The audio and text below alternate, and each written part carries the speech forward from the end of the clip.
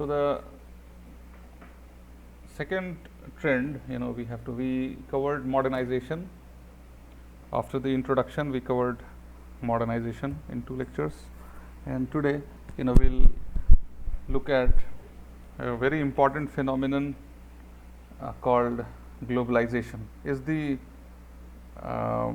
Arabic translation correct for globalization? Al-ulama,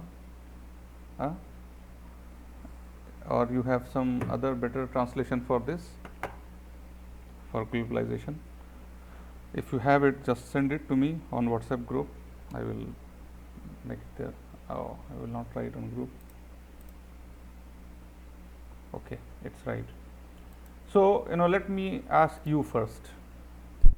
These are all, very general topics. You are all studying, and means in different courses, these general concepts must have kept on coming, passing through you. In the several courses, teachers might have been speaking on many of these trends, and you must have been reading in newspapers. So, what is your knowledge about this topic? Very important topic, and one of the important phenomena of the world called globalization. So, before I start explaining the slides, can you tell me what is your understanding? You can Google, okay, because why should I just keep Googling? You also Google and find out, and tell me your understanding first. What is your understanding of the term globalization?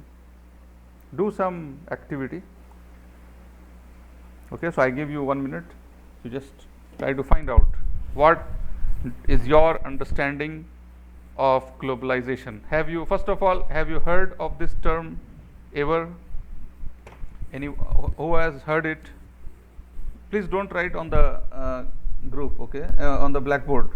Otherwise, the process by which, okay, Firas says it is the process by which businesses or other organizations develop international influence or start operating on an international scale. Very good. So, did you just copy, or you have some understanding? So, let me just take a vote, okay, and on the group. So, let me know how many people know this topic. Have you heard of this topic ever? Okay, so Abdul Malik says a business in the whole world. Very good. So, that's one. Firas says so there are 2 students who know globalization. What about others? So, one say it's something about international. Abdul Malik says it is something about international, yani doing business anywhere in the world. That's very good understanding of globalization. What did Firas say? Firas, can you just summarize it here on the group so that I can copy?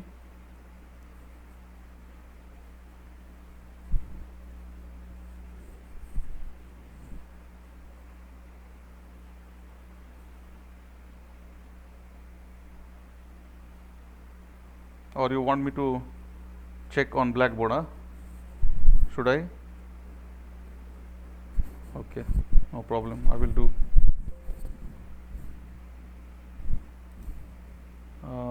Firas said, yeah, he did. Okay, he did it. Okay, thank you. So, let me take it from here. Firas said that this is a process. Globalization is a process. Very good. So, this process is by which businesses or other organizations develop international influence. Very good. That means it is close to what Abdul Malik has just said, that it is do business anywhere. This is an expanded form, that not just business, other organizations also can exert their international influence or start operating on an international scale. So, just 2. What about others? Just say yes or no. Let's Have the attendance through this? How many of you have heard of this word, globalization? Say yes or no.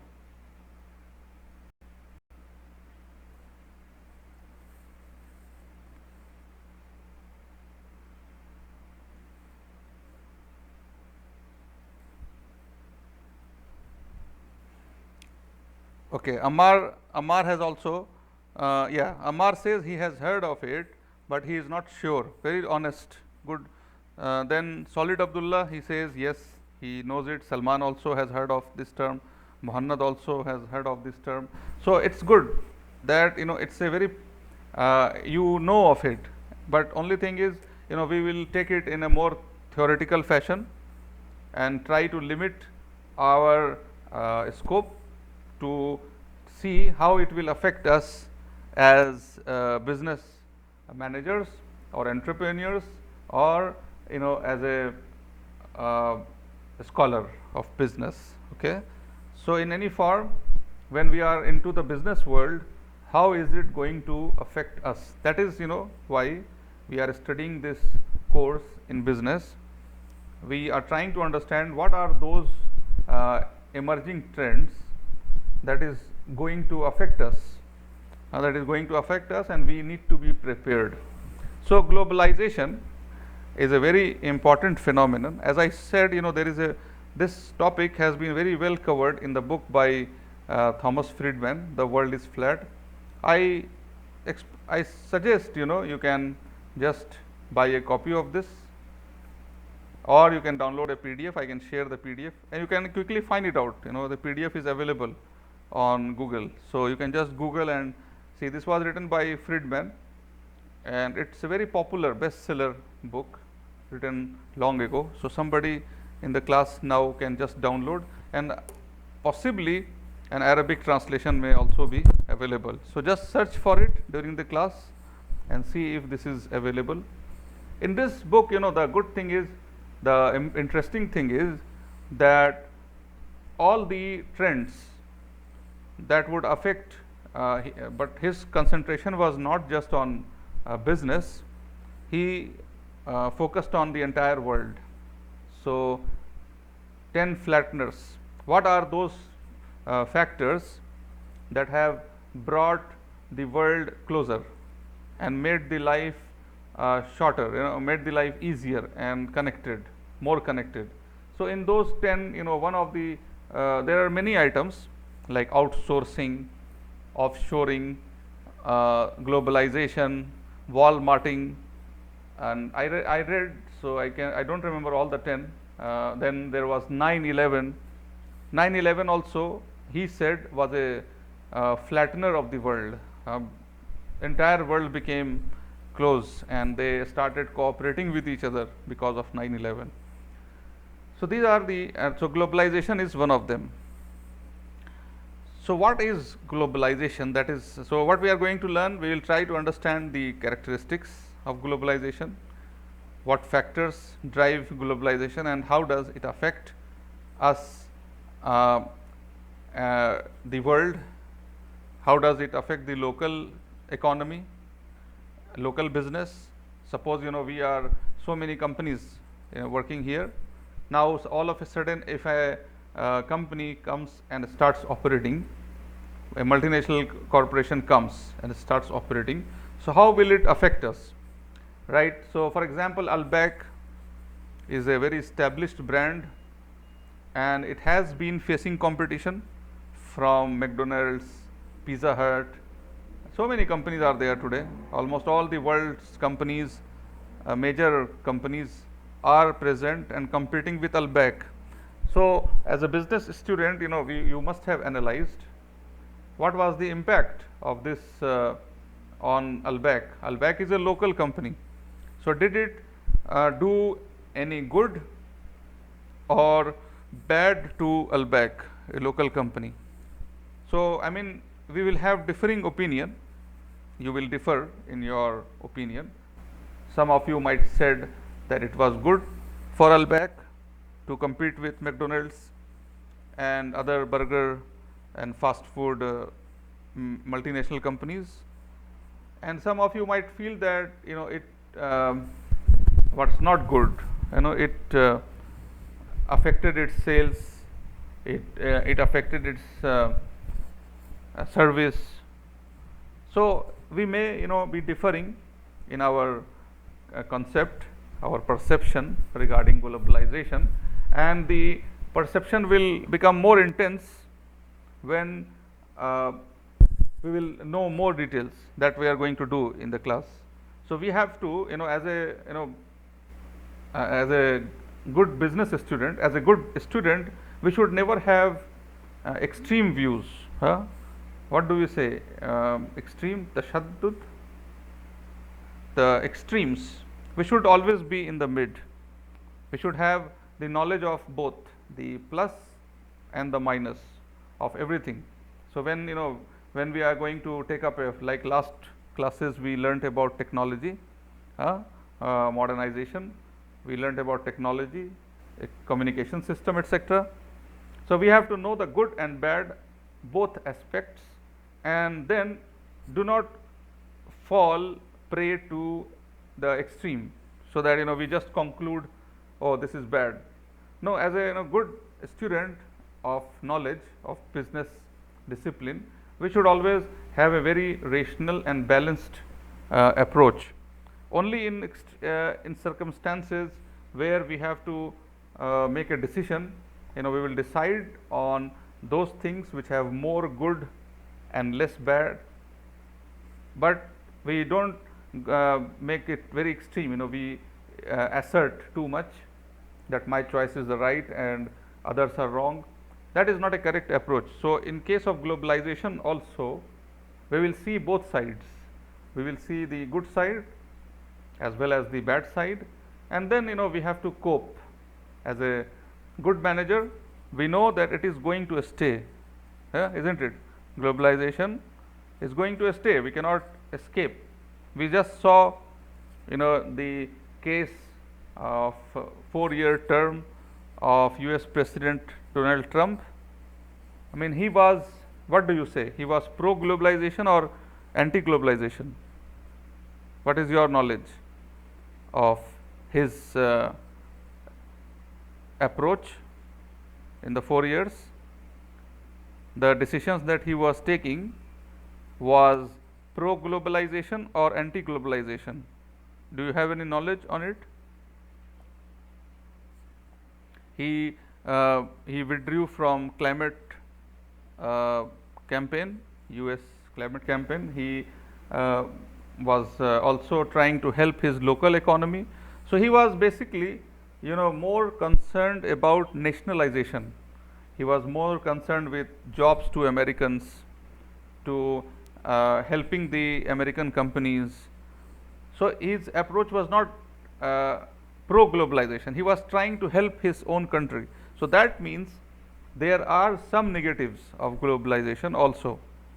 So that's what we have to understand. So as a company, as a manufacturer, or as a business, we have to see that if the globalization is there, and it will be there, nobody can stop, nobody can close the doors today, it will be there.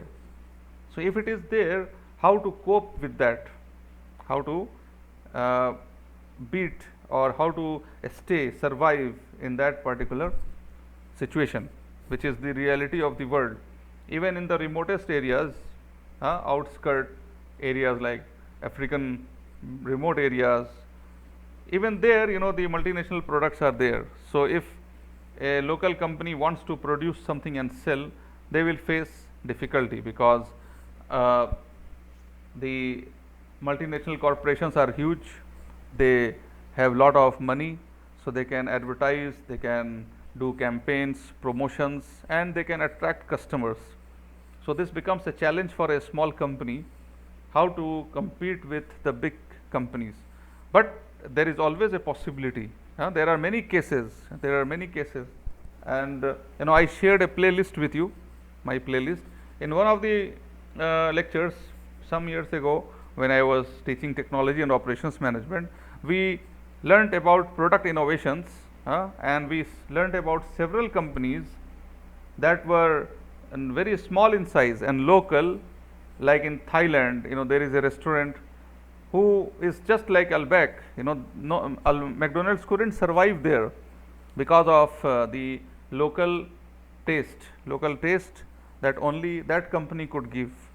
Similarly, in the case of Albaik is a hit. Nobody, McDonald's has no match for Albaik. There are the rush, the crowd that is at Albaik is unmatchable. That is, there is no match for Albaik. So there are, we have to strategize. And we can only strategize if we understand the reality, and we have to be ready to face it. Okay. So what is globalization?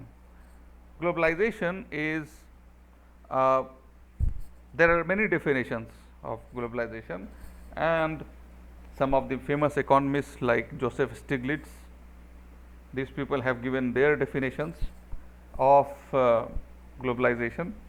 So I just collected a few to have a better understanding, to summarize. So let's see what are the definitions of globalization. Globalization refers to businesses operating internationally. Okay, and see, I want to limit myself, our class, to business only. We don't want to talk about non-business organizations or governments. Okay, so we are limiting ourselves to businesses operating internationally or on a global scale. Two parts are there. One is internationally and the other is global scale. Global means like Pepsi. Pepsi is a truly global company. Pepsi is a truly global company. Why? You go to any corner of the world, we find Pepsi. And that's the reason why Pepsi was found there, because Pepsi decided to be a mass marketer, to sell its product each and every place. And why there is a need to sell Pepsi to each and every corner? From business point of view, why does a company sell to outside their countries? Who will tell? What is the need? What is the reason to go abroad and sell? Why not just sell inside? Any answer from your side?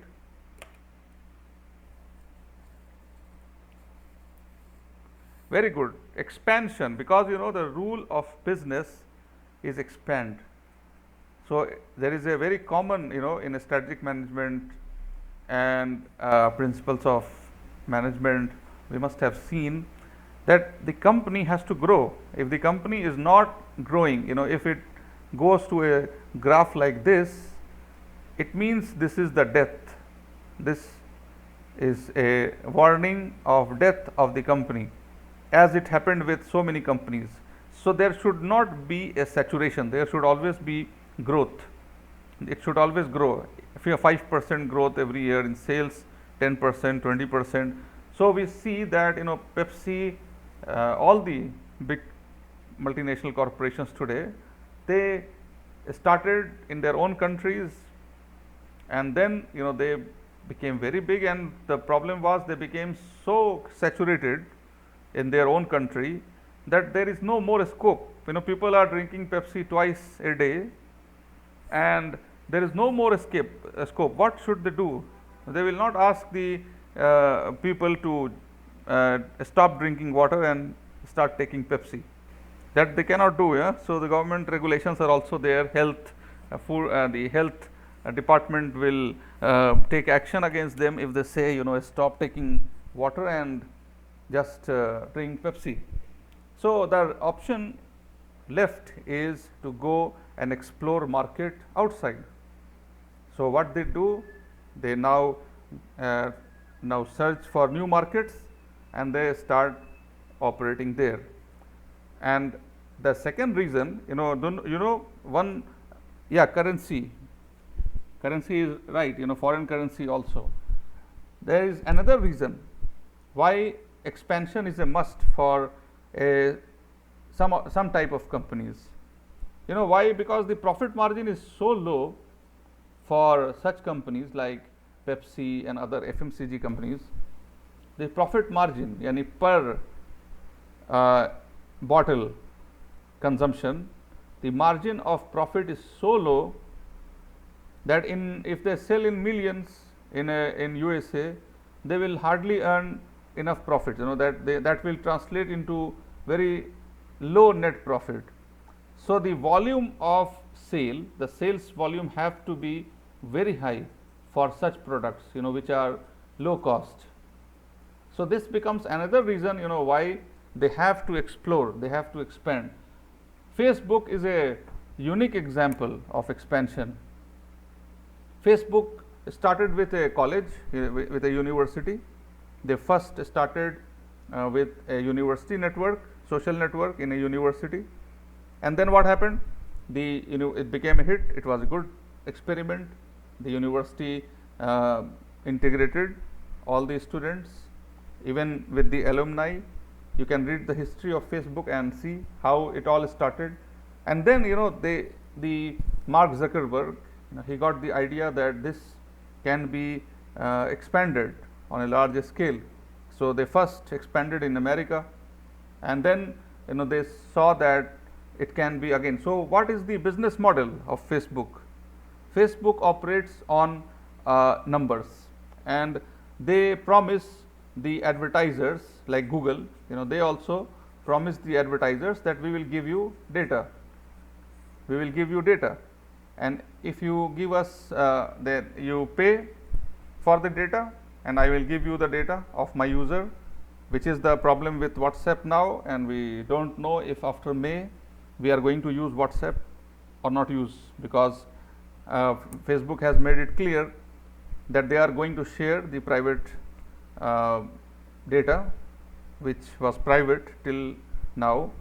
Facebook has said that we are going to use the data and share it, sell it to advertisers and other companies, governments. So that means they get their revenue by the number of users. So there is a compulsion for Facebook to go in any country possible and all countries possible. So this is, there are many reasons why the company will have to globalize, go into different countries. So when they go selectively in country wise, or they treat entire world as their market, like Pepsi does or Facebook does, then that is a truly global scale. Okay, so the second definition of globalization is the process by which businesses, or you copied this one, or other organizations develop international influence or start operating on an international scale. So in which businesses or other organizations develop international influence. Okay, and finally the globalization refers to an open flow of information, technology and goods among countries and consumers. So this is a very interesting definition, more precise and showing us what it actually translates into. What does it mean to be globalized? Information, technology and goods. Now, what has happened in the last few years? Can you tell me which of these three is the easiest to flow in the world, has become the easiest to flow in the world? Which of the three? We have three items which are moving in the globalized world. Information, technology, very good. Firas is right. I mean, you all agree. I will not say right or wrong, because you have goods. Aman says goods. So I mean, you must have your own reason why you are saying, because information. Abdul Malik also says information. I mean, I agree with it. You can do your research, and if you find some good reason for any other answer, yes. What has happened through the information technology, through the internet and the World Wide Web. This is one of the flatteners Friedman has written in his book, one of the flatteners, the World Wide Web, WWW. This is the global server where all the traffic, all the internet websites are connected with. So what happens through the expansion of World Wide Web and the increase of processing power, we are now into the 5G generation, 5G generation of mobile phones, very fast, and the laptops and computers had been very fast already. So what has happened? The speed of processing has become so fast that the information is now passing instantly. So there is no time lapse. As soon as there is a volcano or an earthquake in Indonesia, immediately, in seconds, the message becomes it's a very common word today in social media. What happens? What is the word? We hear any news and it becomes, because it's called, and unfortunately, we are facing the consequence of that particular thing. Corona is what?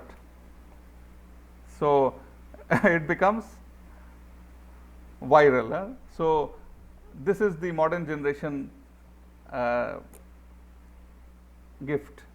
So corona is a virus and information becomes viral instantly. So anything happens anywhere, and then there are issues with information. We have to check it, and then we come to our teachings of Quran, which says we have to check the news.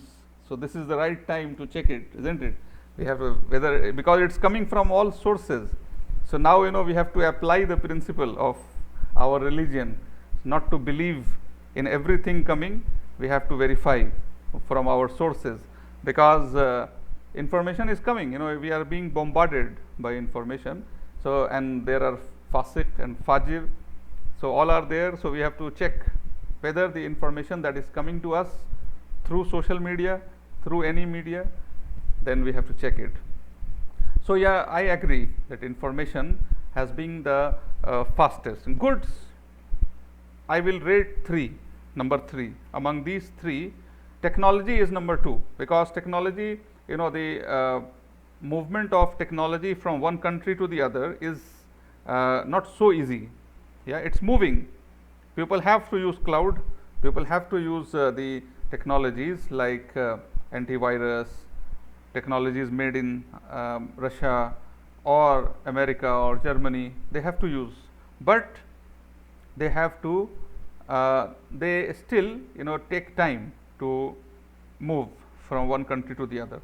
And the highest time, the longest time to move from one country to the other is goods, the physical goods, because their issues are there. You have to start your manufacturing, or you have to decide on how you are going to enter the market. Like McDonald's and other companies, they start franchisee, right? Franchisee. So they don't operate themselves. They will sign an agreement with a local partner and start their outlet in the country. So there are many options to start, or they can start full-fledged on their own, as Walmart did. Walmart did with Germany, in Korea, in Japan, in China. Walmart was a big success in USA, but in Germany it was a failure. Walmart couldn't survive in Germany. Why? Because Walmart was working on a business model which was not accepted in Germany. German government didn't allow something like everyday low price or always discount schemes. So they had to pack up and they had to go back. They just wound up. You just check and see if what is the position now. But as far as I read in lastly, I learned in the case study that Walmart had to pack up and go from Germany. Why? Because it was not accepted. So the most difficult to move is goods. But with the new laws, the opening up of the countries, the goods have become easier to move from one place to the other, and they can be sold any place. So globalization is one market. The world is one market, meaning any buyer and any seller can go to any. Okay, now very nice. I am happy to see that Salman is asking a question which I already have an answer in this slide. So I am sorry I couldn't upload this slide, because you know what, I have 7 lectures, 21 hours, 7 back to back.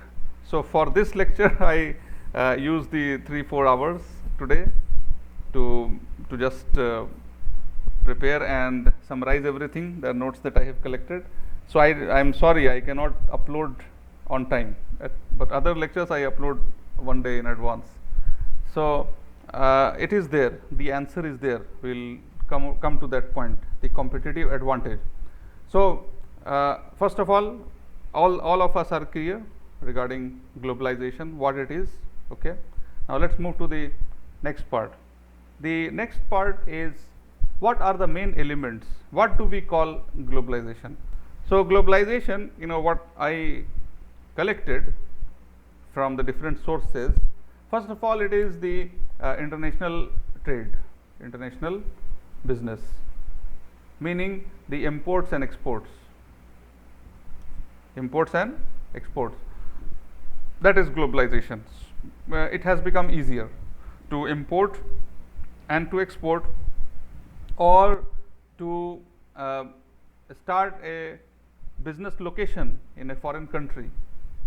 That is also very much possible now. So if we want to start a business in Saudi, and you can see, you have been reading the developments that in very fast changes are coming up. You know, the government of Saudi is trying to invite all major companies of the world to start operate its headquarters or regional headquarters in Riyadh. So Riyadh is trying to be one of the 10 best cities of the world, most advanced developed cities of the world. So that means, you know, what happens now, the companies are being attracted, invited to do their business. So every facility will be given to them, they will be provided with equal platform. So you know, the business location is being allowed to different foreign countries, foreign companies to operate in foreign lands. So the first element of globalization are import, export and business location. And then what happens in globalization, there is a movement of labor and capital. You must have heard about H1B visa, and which Trump, you know, President Trump, he shortened it, you know, downsized the H1B visa and the job visas for foreigners in USA. As a result, many people, you know, who especially from the developing countries like India is a hub for technology skilled people. So they normally, you know, they have foreign locations. Almost all the good best companies of the world, they will have US IT companies, Microsoft and all companies will have their offices in India. They will hire locals, and then for on-site work they used to take Indians, Singaporeans, from few people from Bangladesh. They used to take from there to US on short visits. They will complete the project and then go back. So for that, you know, there was a short-term job visa. That visa means that the local labor is affected. US citizens were affected because they were becoming jobless. These people are coming from developing countries. Obviously they will charge less, and they come on a visit visa, a special visa. They come, they complete the task and they go back. So they are hurting the jobs of the US citizens. So during the President Trump's, you know, time, he had shortened, you know, downsized this part also. But in globalization, that is another important feature, that the labor, the people can move from one place to the other. We can easily, like I am teaching here. Why? Because it's globalization. You know, I can come from any country to teach here, and you can see, inshallah, in a few years, you know, here like Dubai, here, you know, there will be private universities, foreign universities, all will have their branches here, and the best professors from all over the world will be coming here to teach. because they will have the branches like Malaysia or Singapore and China. China has so many good universities. They have invited the campuses. So what will happen, like a UK professor, he wants to just have experience abroad, he goes to Nottingham China campus, teaches there for 1 or 2 years, and then go back to his own country. So this way, the movement of labor has become easier in globalized world, and the movement of capital also, capital means money, has become easier. That's what we are learning in financial markets. Financial markets are being improved so that money can come and go easily. The foreign currency transfer, the foreign currency conversion can all take place easier, and in that line, they are coming up with new type of a currency called cryptocurrency. I mean, the many countries are blockchain. They are not approving it in many places, but the system is on. They are all trying. I heard, which company, WhatsApp, has come up with a new type of a currency, WhatsApp Q. I'll just check and I'll confirm. There is a new cryptocurrency called Q, which is being floated. PayPal. Yeah, PayPal is coming up with a new type of a currency called Q, and it is going to be a digital currency. So digital currency will make it much easier for us. These days, we carry cards, Visa cards, Master cards, and we can easily operate anywhere in the world with Visa or Master card. And the digital currency will make it much more easy to do the transactions anywhere in the world, because it will have a standard rate, standard system. So the second aspect of globalization is the free movement of labor and capital. Did you get the idea so far, the definition of globalization and what it is, what actually makes globalization? So two parts are there. One, it is about the import export, easy importing and exporting of goods, the opening of companies in other countries, and the second is the free movement of labor and capital. Did you understand these two points, the definition and the elements of globalization?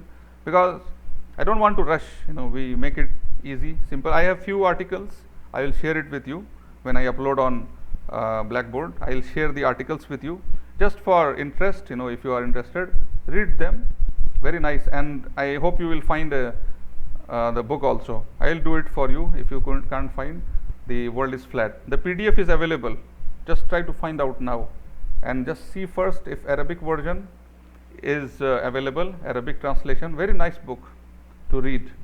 If Arabic is not there, then the English version is very much there. I have seen it, the PDF, free PDF. Download it and share it on the group. This is a very good book to read for, especially for this course. Okay. Now let's move forward. So this is a old 3 years ago. This information was there available, and it is through DHL Global Connectedness Index. DHL published it, this information on the depth of global connectedness, globalization. How is it now? So we look at this. You see, there are 4. So we just saw, these are the 4 items: import export, which together called international trade, business location, labor, capital, information. So I mean, all of you can see when I asked you the question, like Firas and who was the other, Abdul Malik and Firas, you agreed that information is the quickest to move in the globalized world, and this is confirmed by looking at the graph here, isn't it? We see that out of the 4 items which move, I mean, I don't see any 5th. These are the 4 which actually move in business. It is the information. Information in what form? Advertising, the information about the products and services, information about, so Apple is coming up with a new model, they will inform, and the information reaches all the customers across the world. So it has become very easy. So they are using social media and all sorts of platform to disseminate the information. So the information we can see has grown fastest in the globalized world, the movement of information. Then what else? What is the next highest? You see in the blue, that means the capital has started to move. In 2017 it went down very drastically in 2008. Are you noticing this? This one, just look at the picture here. You see this one. In 2008, exactly 2008, there was a sharp dip in the movement of capital, and then it picked up from 2009 onwards. It picked up, and after a year or two, 2010-11, it went down, and then it has picked up.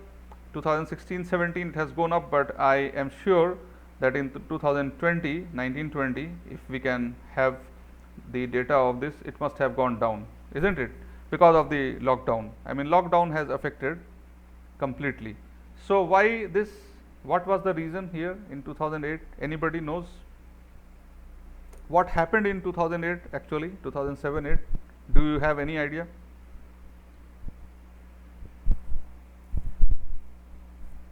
And that is the reason why there was such a sharp dip in the movement of capital from one place to the other in that particular year, 2007-8, and it also was felt later, but this year was particularly.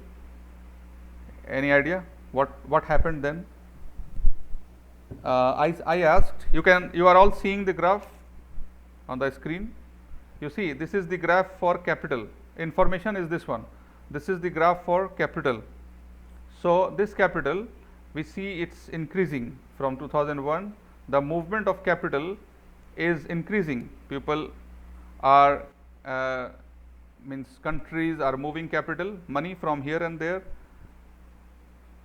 Yes, Abdul Malik is right. Excellent, mashallah. So this is what I was. This period, 2008.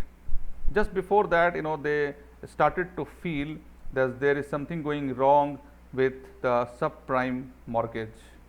This is a type of loan which was very famous in USA, and at this time, subprime mortgage loan became, all loans were becoming bad loans. People who took the loan were not able to return the loan to the banks, and as a result, what happened? The losses were so huge that many companies like Lehman, they became bankrupt. Barack Obama was the president then, and he had to bail out US banks. He had to pump lot of dollars to save US banks from bankruptcy. Many insurance companies, AIG and many companies, you can read this story. It's very important for you to read, especially because these all issues affect business.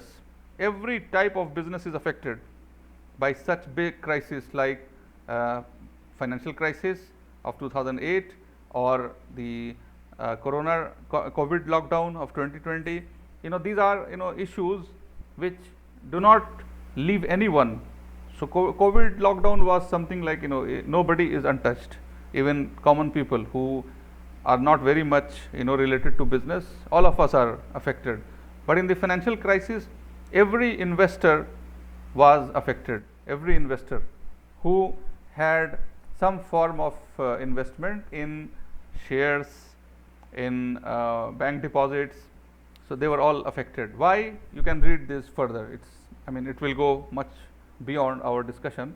So we see the information, capital, people movement have been very steady from 2001 till 17. It has been very easy, but in 2020 I am sure it must have gone down because the people are stuck. People are stuck. nobody had thought that movement will become so difficult. I mean, employees are waiting to come back to Saudi. People are waiting to go to in UK. Students are stuck. Now they are, I think they can move, or I don't know, but they have still blacklisted many countries. So there are many students, studying in UK. They want to go back to their countries, but they cannot go. And mainly the labor employees, they want to come to work, but there is no flight. If there is flight, there is no work. There is no work. Everything is stand still. So the labor, the people had never faced such a situation. Why? Because why the people movement was so easy and so static in these years, 2001 to 17 or 2001 to 20? Any reason do you see why it has been so easy for people to work anywhere in the world? If they have the visa, if they have the work visa, they can go and work anywhere, and they were willing to go. What is the main reason?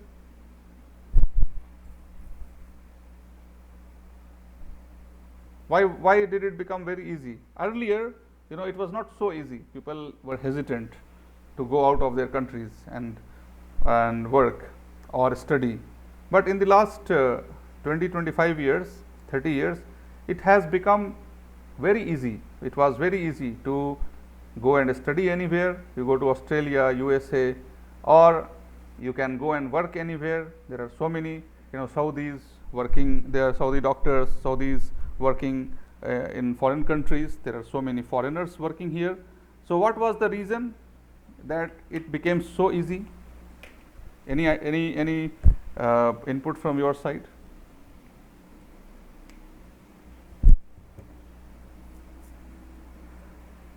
What do you think was the main reason? Was it money that made it easier, or some other reason was there for the easy movement?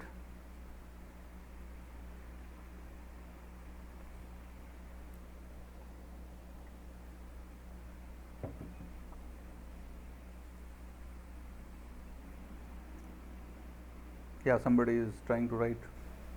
Yes, please try and tell. What do you think? Just you can speak. Instead of writing on blackboard, you speak. No problem. So why did people find it easy in the last 10, 15 years, 20 years to easily go and study anywhere in the world, to work anywhere in the world? What was the main reason?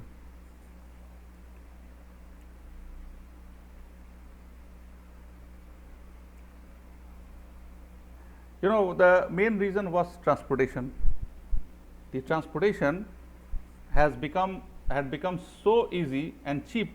You will see, the ticket cost, because of the economies of scale. The flights frequency and the flights destinations coverage became so intense, so wide, that the economies of scale was there, and the flight cost came down drastically because of the movements, and it became very easy. The countries made the visa processing very easy. Ticketing was very easy. Online ticketing system. If you want to travel to far off places tomorrow on tourist visa, on work, if you have a work visa, you can get the tickets and you can just fly in a week, in a month time. It was not so earlier. It was difficult. The process was not so streamlined. So the people were very freely moving in the last from 2001 to 17. We can see there is a very static movement of people from one place to the other.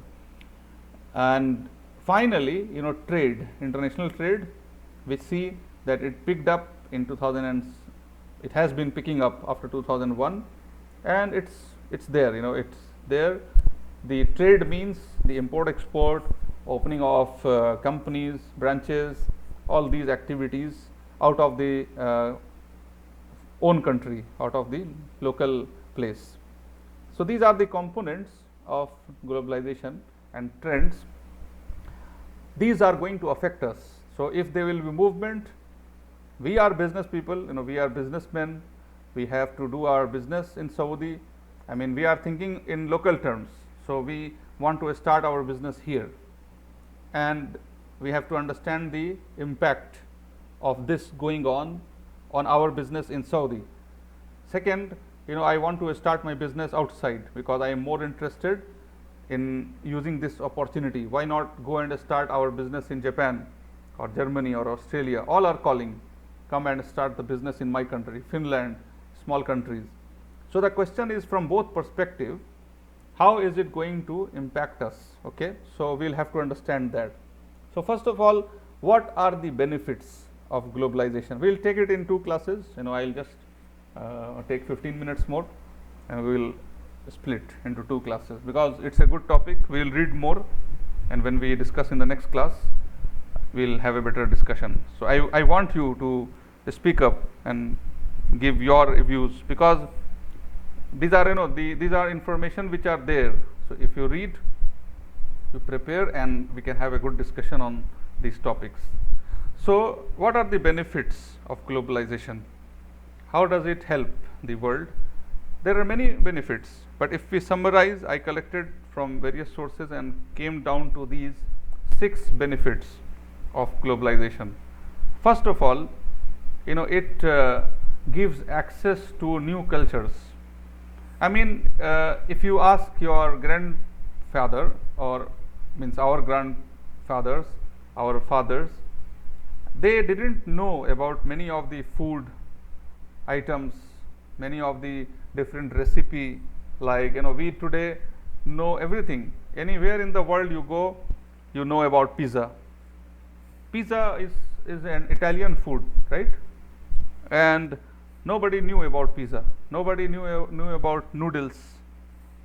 But it became a household item in the globalized world. What are these? We all know that noodles is a trademark of which part of the world? Which countries? They normally consume noodles? China and Japan, Indonesia, Malaysia, Philippines, Southeast Asia. They make it of rice, and the noodles are made of rice, and it's a part of their culture, isn't it? It's a part of their culture.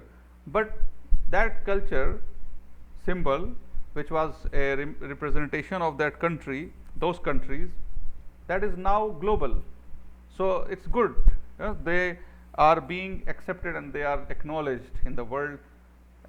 Festivals are being celebrated.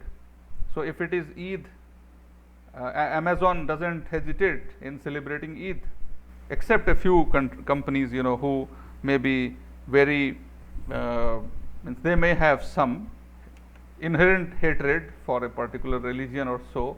Otherwise, the companies, they don't care whether they are selling to any religion. They don't care. They just want to sell. That's the business. So they will celebrate. Amazon will celebrate Eid here. Pepsi will celebrate Eid here. On Nestle is Nestle story. Nestle is the company. We are all aware about Nestle, right? This is the last thing I am discussing. Okay, and then I will stop. Nestle is a company based in which country? Who will find? Where is the headquarters of Nestle? Nestle belongs to which country? You all are aware about Nestle. What are the main products Nestle makes? Germany. Switzerland. Nestle is a Swiss company. Yes, Switzerland. And what is it famous for? What do we eat of Nestle company?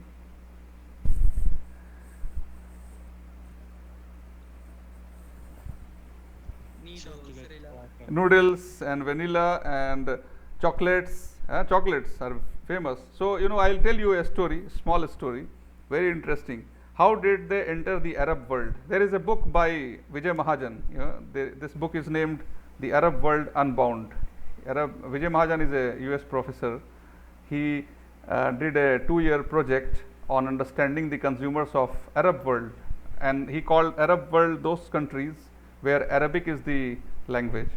So the name of the book is The Arab World Unbound. So here he said, and not just this in this book, but it's in Principles of Marketing also by Kotler. So Nestle was trying to expand, and it's not a very old story. It's just 25-30 years ago. Nestle was trying to enter the Arab market with its ice cream, and it wanted to see how to do that. So all good companies, what they do, they first study the culture. So then they found that in Arabs, and the focus of their study was Egypt, Misr. Egypt is actually the border of European and the Arab countries. They are a link to Europe and the Western world and the Arab civilization. So they targeted Egypt, studied the culture there, and they were trying to find out where to place the ice cream, Nestle ice cream. And they found through their research that the Ramzan, futur, when people are breaking their fast, at that time, it's a culture in Egypt and other Arab countries also, even all countries, even we Muslims, we always try to take something sweet in our futur. So they studied this carefully, observed, and Ramzan, alhamdulillah, is a very good and big festival for us, all 30 days.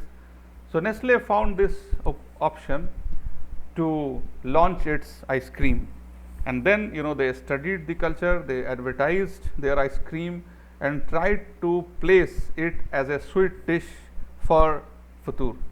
And since their research was good and it was a good campaign, it was a hit. And then from there, Nestle became a household item, and then they spread. Then they came up with other items like Nestle jams, Nestle ketchups. So they gradually had their headquarters in Jordan. They started their headquarters in Jordan, and then from there they had many distribution centers, many factories, and Nestle is a household item now in the Arab world. So this is the story how we but is it bad for us? No, it's good. Globalization is good. So we get access to new cultures.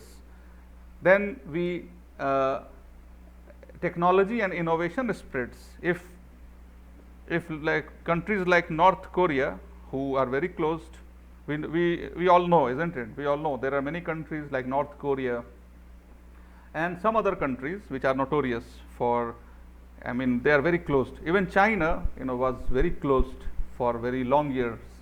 They were not opening up. They didn't even tell what is their currency value, how much. They just they didn't participate in the world business.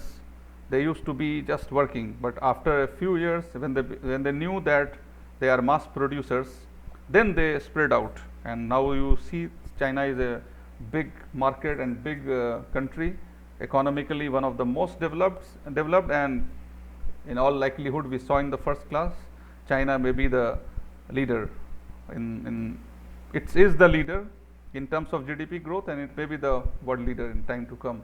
Okay, so technology and innovation will spread due to globalization. Products cost will go down through globalization, because when new technology comes, when new products enter the market, product cost will go down because there will be competition. So in competition, the benefit goes to the consumer. The consumer will benefit through lower costs. Then standards of living will go up in the world, because some parts of the world they don't know about internet, they don't know about social media, they don't know about even air conditioner is not known.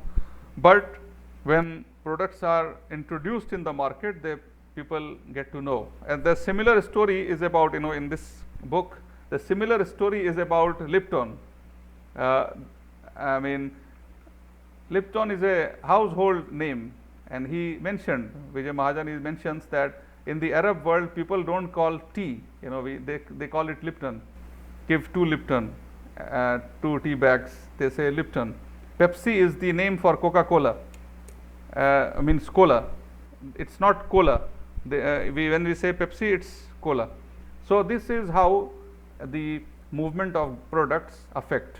So standards of living go up it matches with other countries, new markets are accessed, and new talents are accessed.